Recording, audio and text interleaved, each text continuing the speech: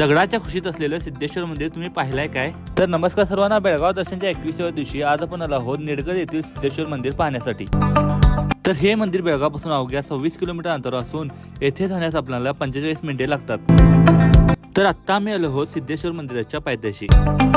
मंदिराच्या परिसरामध्ये येताच तुम्हाला एक प्रकारची पॉझिटिव्ह एनर्जी जाणवते आणि तुम्ही येथील निसर्ग पाहून या मंदिराच्या परिसराच्या प्रेमात नक्की पडाल।